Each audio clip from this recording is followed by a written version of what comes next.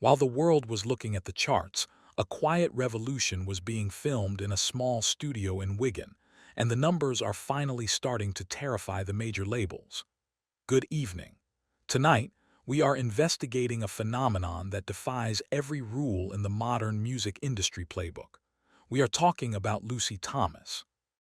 In an era where pop stars rely on massive marketing budgets, TikTok scandals, and over-the-top fashion to stay relevant, one young woman has climbed to the top of the digital world using nothing but a microphone and a stool. As of early 2026, her statistics are staggering, recently crossing the million subscriber mark, a feat that many signed artists never achieve in their entire careers. But the real story isn't just the numbers, it's the silence from the mainstream media. Why is it that an artist with hundreds of millions of views is rarely mentioned in the same breath as the industry's elite? Our research suggests this isn't an accident. We've looked into the analytics of her steady, relentless rise, and what we found is a fanbase that is more loyal than those of the world's biggest superstars. While others see their numbers fluctuate with the latest trends, Lucy's trajectory has been a straight line upward.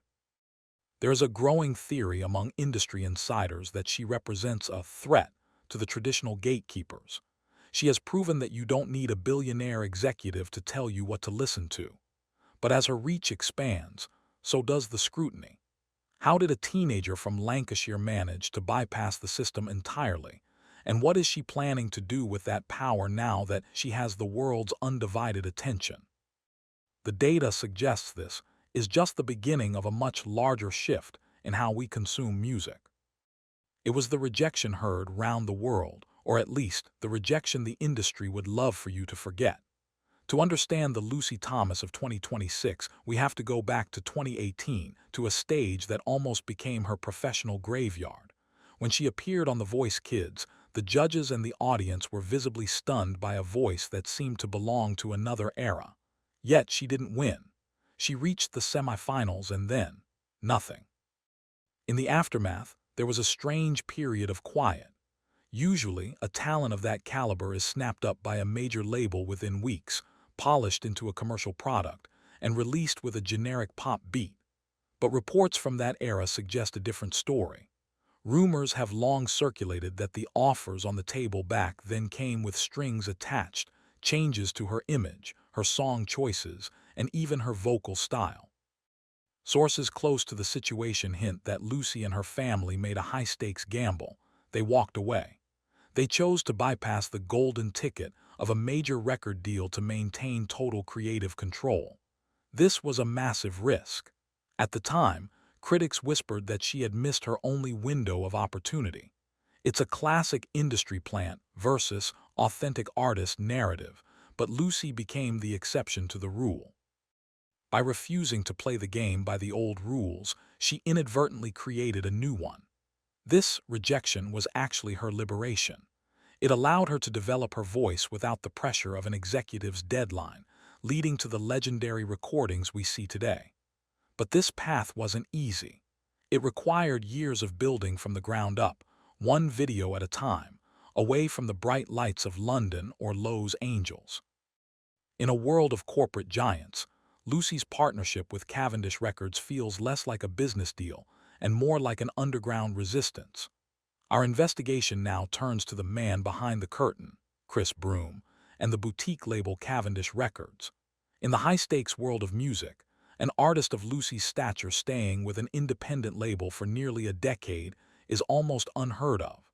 This relationship has become the subject of intense speculation within the industry.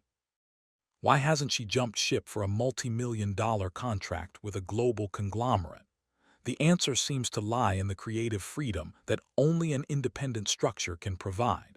Cavendish hasn't tried to turn Lucy into a brand. They've allowed her to remain a vocalist. This partnership has allowed for a level of consistency that is rare today. Every video, from the lighting to the sound engineering, feels like it belongs to a cohesive whole. However, being independent brings its own set of challenges. Without the muscle of a major label, Lucy has had to rely entirely on organic growth. This meant her rise was slower, but the foundation was much stronger. We've discovered that her team focuses heavily on high-fidelity audio, targeting an audience that is tired of the loud, compressed sounds of modern radio. This strategic move has carved out a niche that is now worth millions. But as her fame reaches a fever pitch in 2026, the vultures are circling. Major labels are reportedly desperate to acquire her catalog or sign her for her next era. The tension between remaining an indie darling and becoming a global icon is reaching a breaking point. It's the song we've heard 1,000 times, but Lucy's version did something the industry thought was impossible in the 21st century. Let's talk about the song that brought us here, White Christmas. Every year, hundreds of artists cover this classic, hoping to catch a fraction of the holiday spirit. Most fail, but Lucy's rendition has become a cornerstone of the modern holiday season. Why? Our team analyzed the comments and engagement on this specific track, and the results were fascinating. Listeners aren't just playing it, they are reporting an emotional reaction that they haven't felt in years.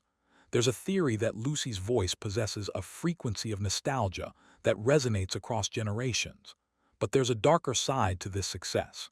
In the world of YouTube, success attracts imitation and re-uploaders. We've found dozens of channels trying to capitalize on her sound, using AI-generated visuals or misleading titles to siphon off her views. Despite this, her original version remains the gold standard. It's a masterclass in vocal control, minimalist, haunting, and technically perfect. But there's a technical secret many miss. The production on this track is deliberately dry, meaning there are very few digital effects or auto-tune layers. In a world of fake perfection, Lucy's real perfection is what stands out. This track didn't just bring back the holiday spirit, it brought back the standard for what a singer should be. However, critics wonder if she can ever top this performance, or if White Christmas will be the shadow she can never quite step out from. For someone with millions of fans, Lucy Thomas was, for a long time, the world's most famous ghost. One of the most persistent mysteries surrounding Lucy Thomas is her lack of a traditional touring schedule during her rise. Between 2020 and 2024, she was virtually a digital-only artist. This led to intense rumors. Was she struggling with performance anxiety? Was there a health issue being kept from the public?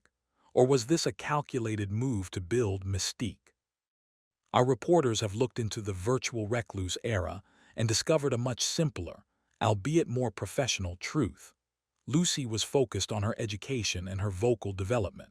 While other young stars were burning out on grueling 100-city tour, Lucy was in the studio, perfecting her craft and transitioning from a child star into a mature artist. This period of hiding actually served to heighten the demand for her live appearances. When she finally announced her 2025 2026 shows, the tickets didn't just sell, they vanished in minutes. The mystery had worked. However, this transition hasn't been without its hurdles. Moving from a controlled studio environment to a live stage is a trial by fire. There were whispers that her voice might not translate to a large room without the studio magic. But as those who attended the Palm House shows can testify, the reality was even more impressive than the recordings. She proved the doubters wrong, but the question remains. Why does she still keep her personal life so tightly under wraps? In the age of oversharing, her privacy is perhaps her most controversial trait. Just as we thought we knew who Lucy Thomas was, she's decided to tear up the script and start a whole new chapter. As we move into the current year, 2026, a new controversy is brewing. Lucy has begun to pivot. It started with a few unexpected covers, songs that leaned more toward country pop than the classical crossovers she's known for. Then came the announcement of Rosie, a new musical theater project. This has divided her fanbase. On one side, you have the purists who want her to stay in the world of Celine Dion and Barbra Streisand. On the other, you have a younger audience excited to see her evolve. Rumors from Nashville suggest that major country songwriters have been sending her material, sensing that she could be the next crossover sensation. But is this a smart move or a dangerous gamble? History is littered with angelic singers who lost their way trying to go mainstream. Furthermore, her move into musical theater is a massive commitment. It's not just about singing, it's about endurance and acting. Some industry analysts believe this is a test to see if she can handle the demands of a West End or Broadway career. If she succeeds, she'll be untouchable. If she doesn't, she risks alienating the core audience that built her. There are even whispers that a documentary is in the works, one that might finally pull back the curtain on the girl behind the voice. Whatever the case, the safe era of Lucy Thomas is over. She is taking risks, and the stakes have never been higher. Whether you love the holiday classics or you're waiting for her next big move, one thing is certain. The industry didn't make Lucy Thomas, and they can't break her either. As we wrap up our special report, we have to ask ourselves, what is the legacy of Lucy Thomas? In a digital landscape filled with content creators who are famous for being famous, she is a stark reminder that true talent still has a place. She has managed to navigate the treacherous waters of internet fame without a single major scandal, a feat that is almost unheard of in 2026. Her rendition of White Christmas will likely be played for decades to come, joining the ranks of the greats. But her real impact might be on the industry itself. She is the living proof that a middle way exists, a path between the soul-crushing machinery of the major labels and the obscurity of being an amateur. She has built a bridge directly to her audience, and that bridge is made of trust. As she moves into more experimental territory, her fans will likely follow, not because of a marketing campaign, but because they've been part of her journey since she was a 12-year-old on a talent show stage. Lucy Thomas isn't just a singer, she's a survivor of a system that tried to overlook her. And as the final notes of her songs fade out, the message remains clear.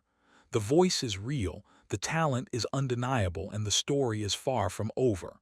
Good night.